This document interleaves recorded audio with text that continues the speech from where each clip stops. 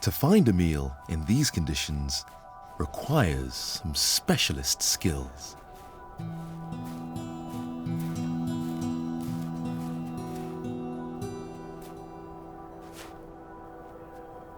Something has caught this fox's attention.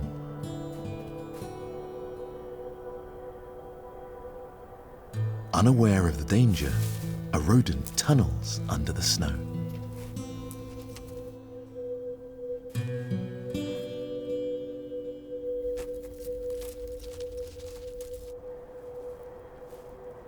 To make a clean kill, the fox's next move must be perfect.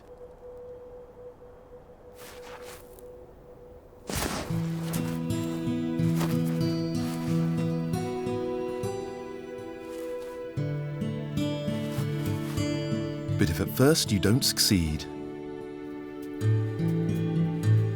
try and try and try again.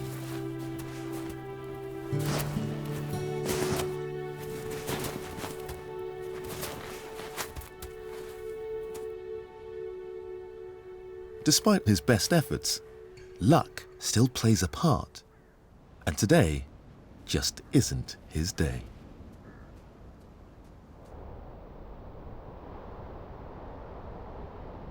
There are easier meals available if you know where to look. Yellowstone's lakes won't melt for at least another month. Right now, they're covered by a solid layer of ice, at least a meter thick. The fish below are prized by fishermen and foxes alike.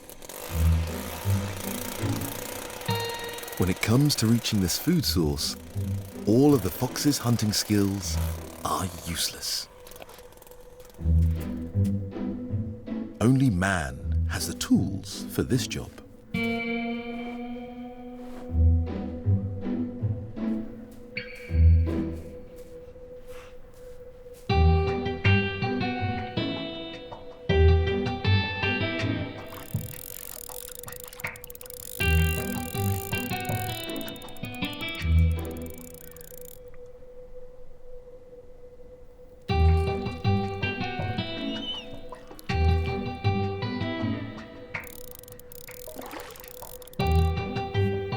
But today, even the humans are struggling. However, like foxes the world over, he has the power of cunning and charm.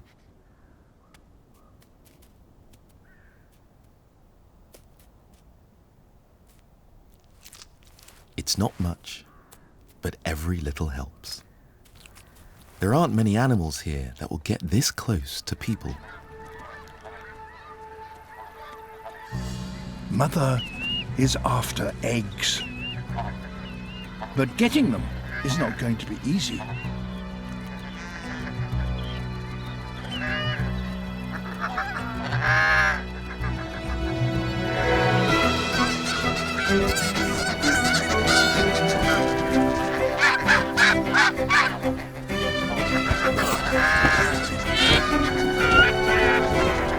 The geese will risk their lives to protect their eggs. If they lose them, they can't produce another clutch this season.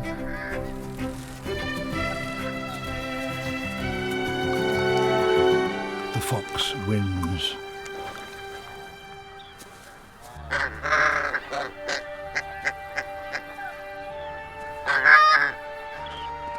She gives the first eggs to her young pups. And then heads back for more.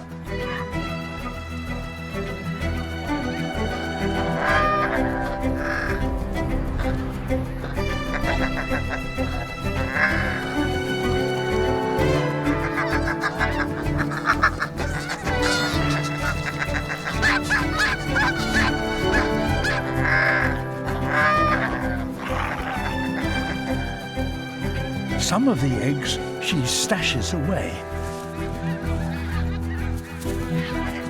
They will be food to help her through the coming winter.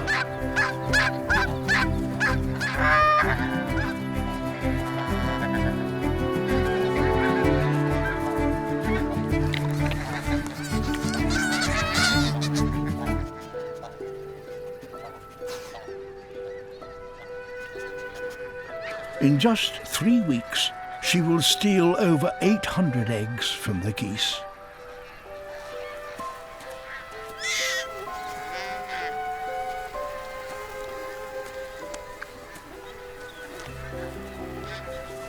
But eating a big egg is not easy if one is rather small.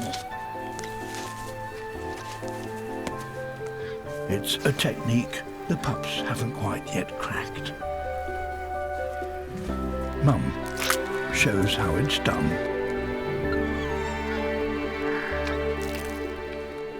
"60 million tons of snow now blanket this herd's territory.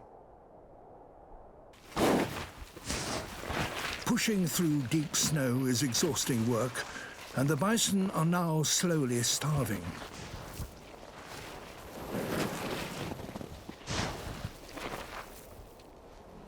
Just keeping warm saps huge amounts of energy.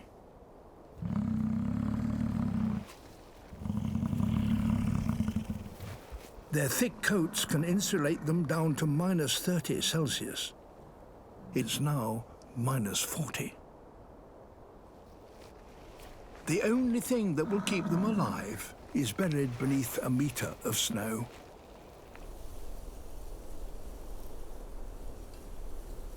And that's a problem shared with a surprising neighbour.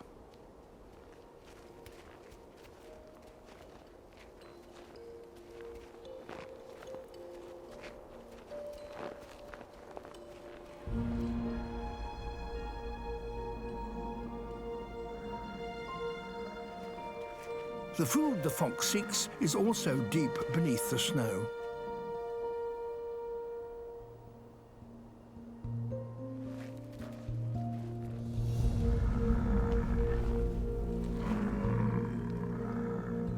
The survival of both creatures depends on getting through to the ground.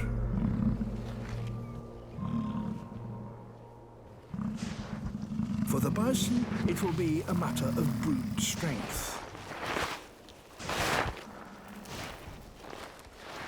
Massive neck muscles enable them to shovel 5 tons of snow a day.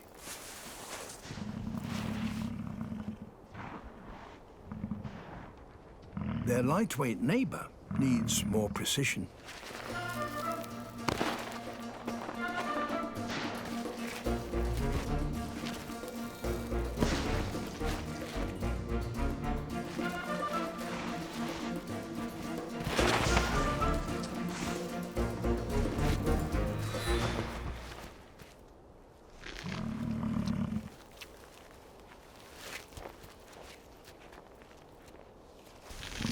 The bison have reached their goal, a mouthful of withered grass.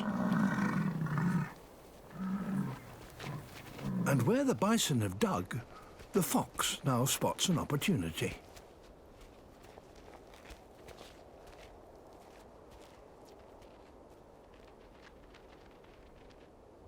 Every footstep counts. But he mustn't break through. Yet. He listens carefully to pinpoint his target.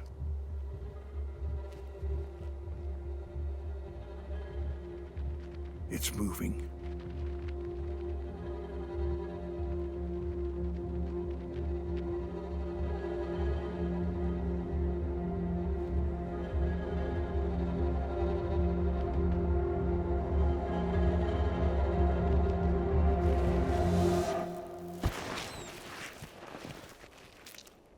A vole.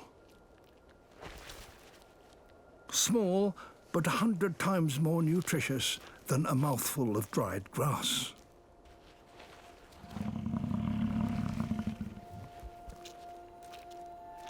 To get through the winter on these prairies, sometimes brain beats brawn.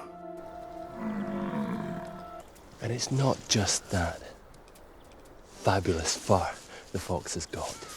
They have incredible senses, particularly their hearing. And despite having these fairly small ears, this fox will be able to detect its prey with pinpoint accuracy, even when it's hidden underneath the snow.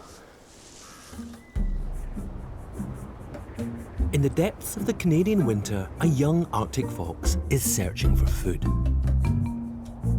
He's still a hunting novice.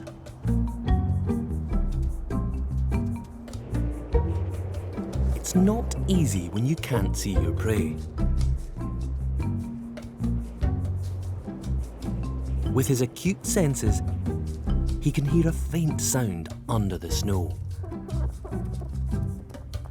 Lemmings. To catch one, he uses a special pouncing technique known as mousing. He has to judge its exact distance as well as the depth of snow. To help them find the right spot, foxes actually align their pounce to the Earth's magnetic field. An extraordinary skill.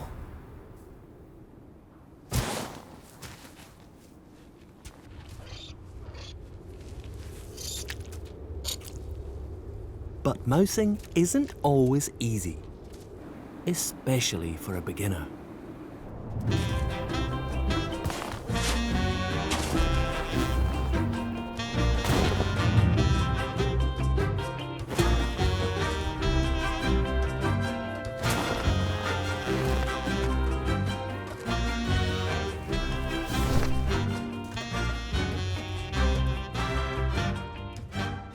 See that it's obviously not doing too good because it's just sitting there. A healthy fox would have ran away by now.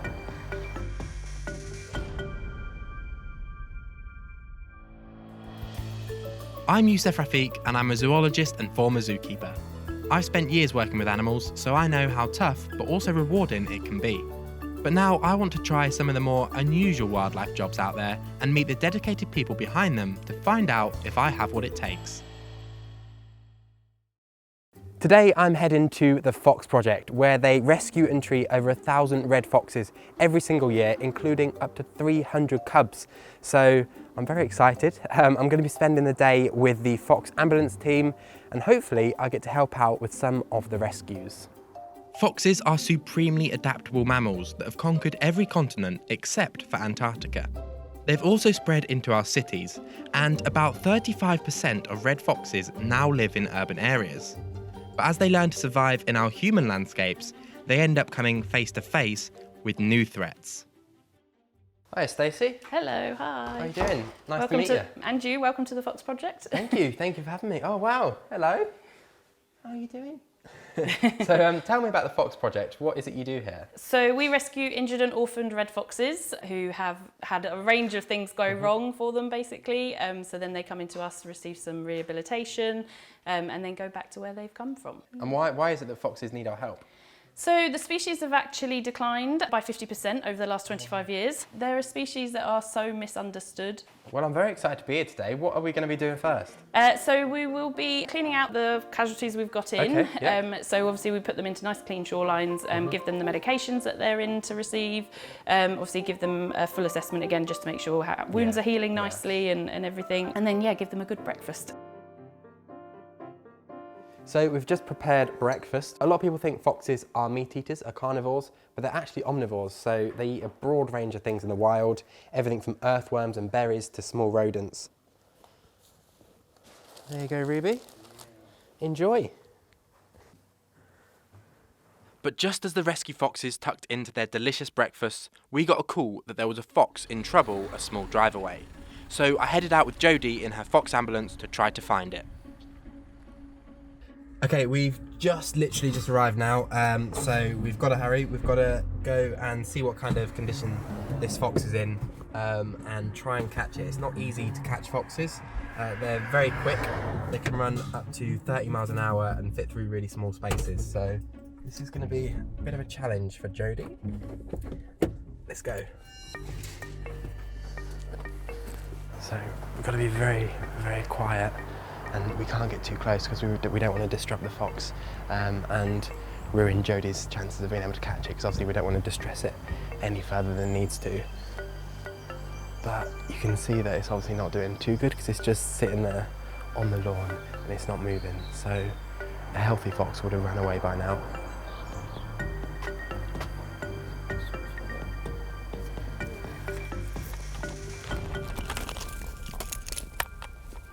Can you bring the cage, please?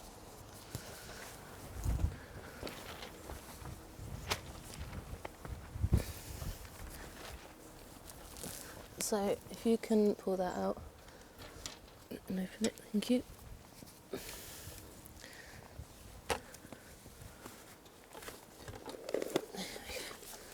And get ready to close it. Okay. Ready? Yeah.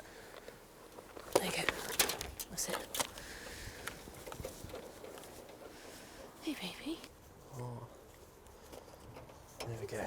Successful. Right, we've got the fox. We did. Got the fox in the back of the ambulance. I think that's quite a smooth catch, wasn't it? Yeah, that was a very good catch. Let's get him back to the hospital. Brilliant. My heart is still pumping.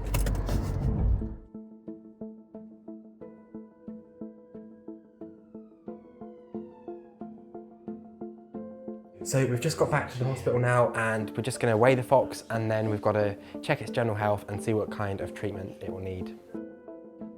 So this is a fully grown fox, this is an adult. Yeah, fully grown, full adult. So what we tend to do is check their gums, so we go from head to tail. Okay. Just so that we're not passing anything that's down the bottom end to the top end. Okay. So he's probably going to bite this, so just be prepared. Yeah, that's fine. So he has got some blood on the top of his mouth as wow. well. Got a good bite. Other things we check, like how the teeth are the way we tell how old they are as well. Okay. So he's got good white teeth. Yeah, they look very clean. So if Jodie can get him to stand up, just so that we can check he's using all of his legs. So both limbs feel okay, there don't seem to be any swellings. Is there something in particular that foxes often come in with? Mange is the most common. Okay. Leg injuries is probably the next thing we see a lot of. So what you can do is pinch their toes and that will give you whether or not they have reflex in the legs. Okay. Has this one got reflex? Not in the left currently. So if we can try and get him to stand up, because I just want to feel his hips. Can I take my hand from Under the jaw, yeah. Yeah, ready? Yep. 1, 2, 3. So yeah, it's definitely on this left side something is going on. It's not putting any weight on it. No. So he's got a lot of swelling around his rear end as well. So I'd say he's probably got a pelvic issue. Okay. So there is crunching in there. So I'd say he's likely got pelvic fractures. So unfortunately that is unlikely to be a good outcome for him. Oh no. Yeah. I might pop it. So what happens now for this guy? So we will get our vet to assess him and make the final decision. So he will decide, if he has a chance, if we can do anything. But if not, he will be humanely euthanized. So to end his suffering. Shortly after, the vet passed us the sad news that the fox's injuries were too severe and he wasn't going to make it. I really felt for Stacey and the team, and it must be the hardest part of the job when they put so much effort into rescuing an animal that they clearly really care about. Afterwards, Jodie took me to see some healthier fox cubs in a nearby woodland to try and cheer us both up a bit. Oh wow. Very inquisitive, aren't they? Yes. And how old are these guys? They're about 6 months. 6 months. Are they related, or are they just? Is this just a group you put together? This is a group that was put together when they were fostered from babies. Okay. Although these young foxes are in a group now, foxes are mostly solitary animals. So after they're released back into the local area, they'll be free to disperse as adults if they choose to. So we have to, because foxes are so intelligent, we have to have a gate system where one is closed and the other is open, because they will quickly dive out and they will quickly burrow out. Okay, so you'll lose them. Pretty quickly, yeah. They can run fast, jump high, dig quick. Do you know what, I was thinking on the drive up here, I've never actually seen a fox cub in real life, let alone been this close to any of them, so this is just incredible. These are beautifully healthy. So when you've got a fox in and you've got it recovered and it's healthy again, why is it that you can't just release it straight from the hospital? Why do you have to have a place like this? When we release them, they get released to the same location that they were found, Okay. because that's already their marked territory and their known territory. Oh, I see. Whereas if we've got cubs, we tend to put them into a pen and rotate around different fostering sites so that they get used to the change and adapt to the changing environments. You can take a handful of chicks and hide them. Just bury them under the hay or the straw, wherever. I tend to stash a few in amongst the biscuits.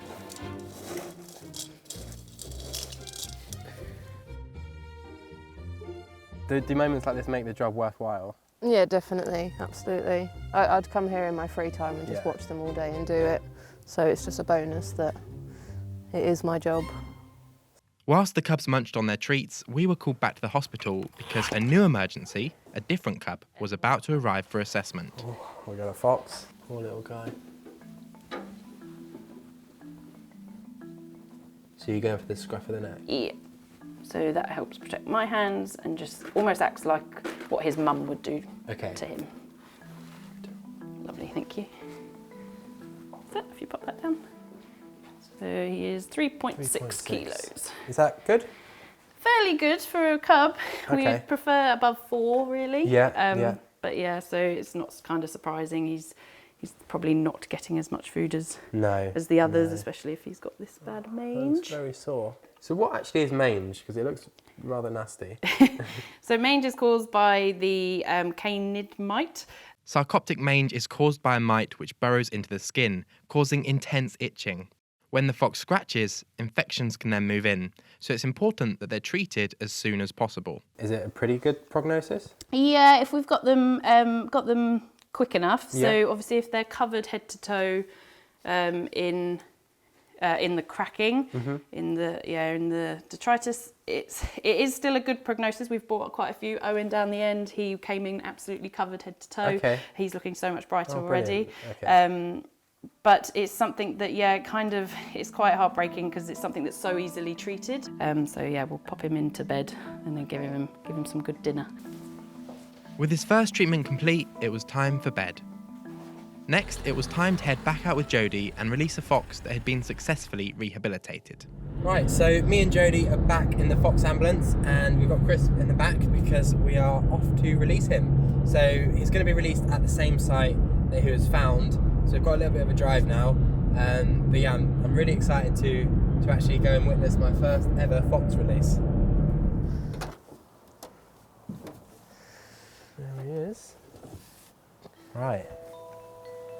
So time to release little Crisp. Crisp was rescued 3 weeks ago from the same neighbourhood with a leg wound, and he's made a brilliant recovery. So is there any technique to this? Do you literally just open the door? Open and fingers crossed. And release. He will run away. Okay. He looks like he wants to get out of there. He's very eager to be free. Oh. There he goes. Back into the wild. And he knows exactly where to go. How does it make you feel to be releasing a fox that you've looked after? It's kind of like a proud mum moment. Yeah? And letting them go off into the world on their own. Back out there into the wilderness to fend for themselves. Yeah, it's very rewarding. Yeah, I bet. So that's it. Crisp has been released back into the wild, back in the wilderness. He ran off quick as a flash, but that does mean that sadly my time here today with the Fox Project has come to an end, but it's just been an absolutely incredible experience, and it's been great to follow along the journey of all these foxes, especially one like Crisp here, where it's been such a positive success story, and I just feel incredibly lucky that I've been able to be a part of it today. A few weeks later, I got the news I've been hoping for. The cub with mange, now called Cuba, has made a great recovery and was finally ready to be set free. On his own, this young fox wouldn't have made it. But thanks to wildlife rescue teams like this one, even a little fox in a big city gets a second chance. However, at only a few days old, they have to leave their playtime plateaus.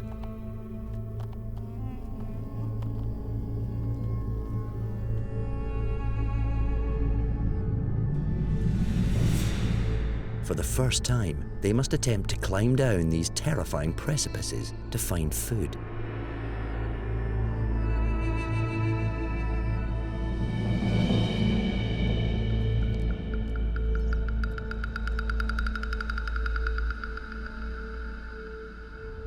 It's a daunting prospect, certainly not for the faint-hearted.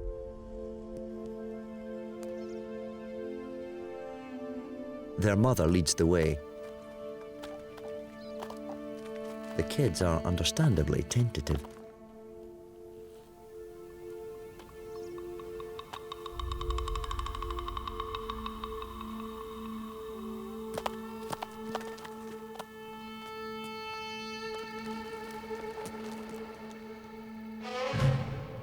They must slowly pick their way down the sheer rock faces.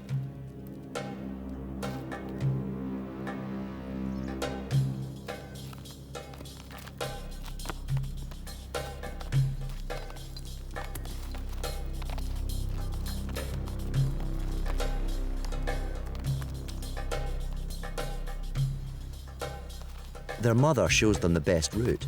She has done it hundreds of times before. But for the kids, this is new territory.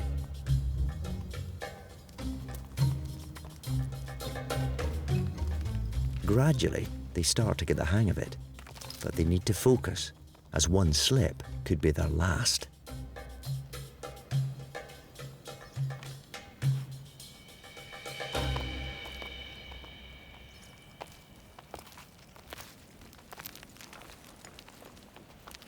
Finally, they've made it.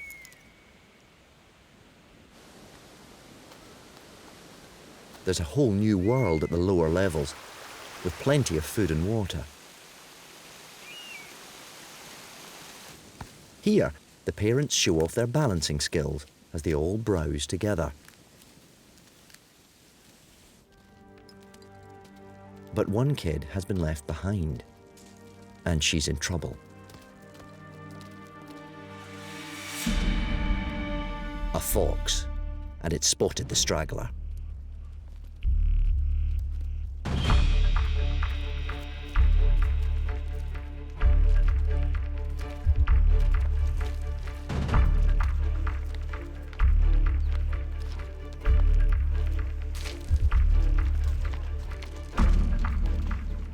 The young ibex runs as fast as it can back up the cliff, but the fox is right on its heels. It'll be hoping for a quick kill.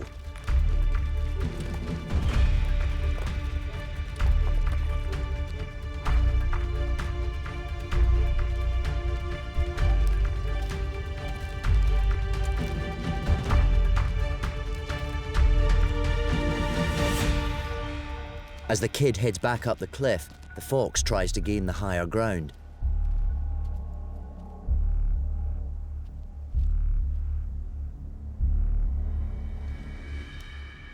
But the kid has scrambled onto a rock face. It's so steep that only it could possibly stand there without toppling off.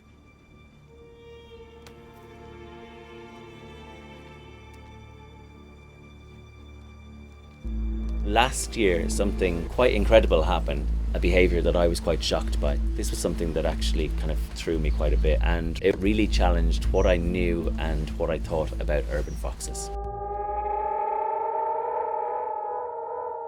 I'm Sean McCormack, I'm a conservationist and vet, and I run Ealing Wildlife Group, and this is our nature reserve here in West London, which is an old derelict allotment site that we've turned into a community asset for people and wildlife. I'm fascinated by foxes. I grew up kind of in the suburbs in Ireland, and my cousins lived in the countryside, and I only saw foxes in the countryside really. But in recent decades, you know, they have moved into towns and cities. We've been looking at a family of foxes for the last 3 years. Now last year, something quite incredible happened in terms of fox behaviour. We had 2 vixens raising their young together in the same den. But in the middle of the summer, it kind of took a bit of a dark turn. When we were watching these foxes, we realised the 2 had cubs together because we saw the little babies coming out of the den. We were watching them with trail cameras and coming up here in the evenings to see them.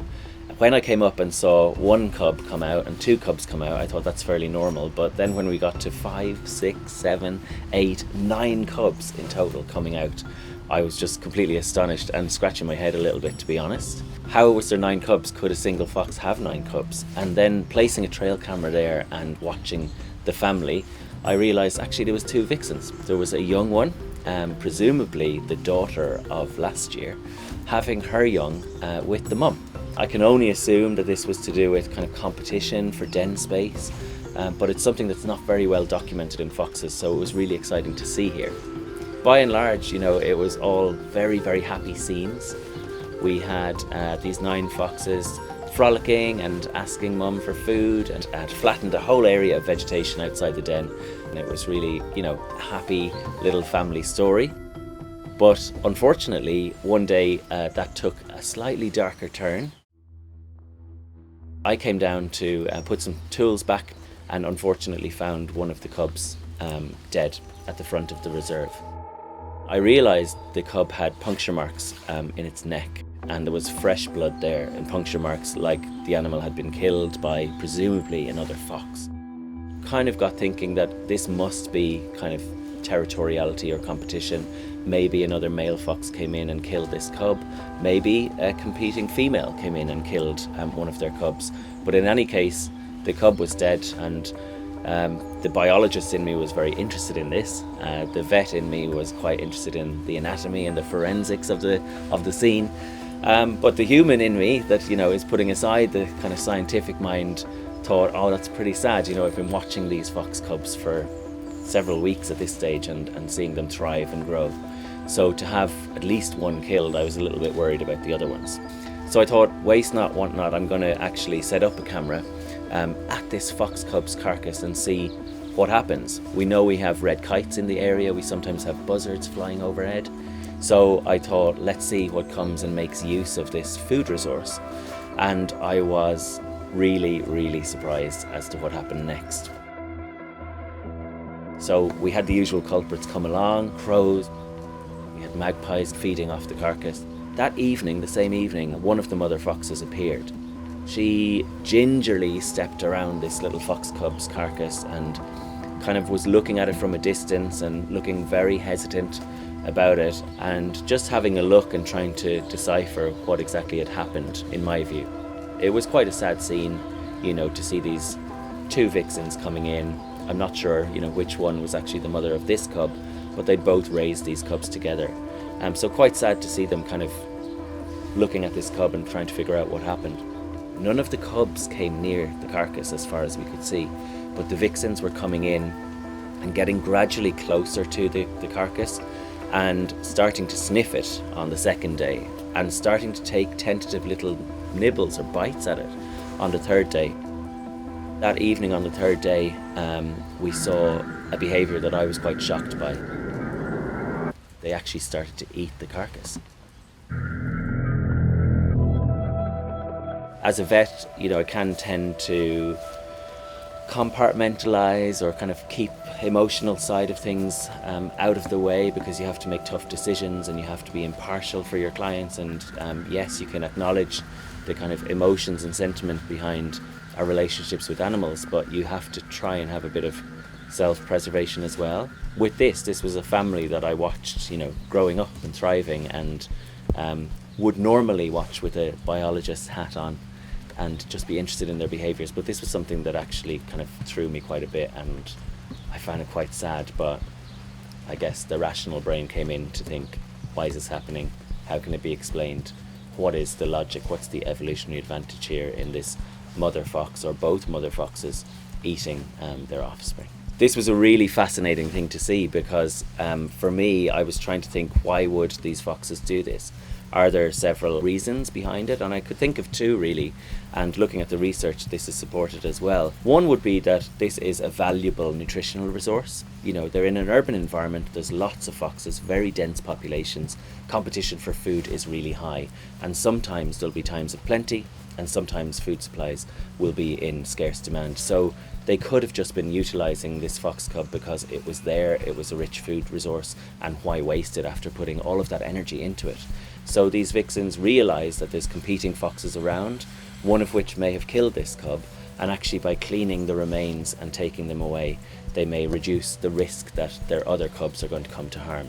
It tends to be the rule that they don't do that because there's a high risk of disease transmission, particularly when it comes to parasites. So certain parasite life cycles rely on a predator eating a prey species And a parasite like a worm or an internal kind of protozoan parasite completing its life cycle by getting the prey to be eaten by the predator. A predator eating a predator can actually have really harmful effects if they load up on that parasite life cycle or that parasite species. So generally mammals, it's been shown, will avoid eating other carnivores. The biggest kind of difference, I suppose, when you compare them to their countryside cousins, is they're living in much denser populations. You can have, kind of 2 to 10 foxes per square kilometre. Sometimes in some cities, depending on food availability and kind of the richness of the habitat, you can have up to 30 individuals per square kilometre. So that's a really, really high density of foxes. And the things that allow them to do that, really, the prime kind of factor is food availability. We are, as humans, a wasteful species. We throw out a lot of food, we leave scraps on the street, we leave our bins exposed, and foxes have really, really cashed in on that. Out of the 9 cubs, we don't know how many survived.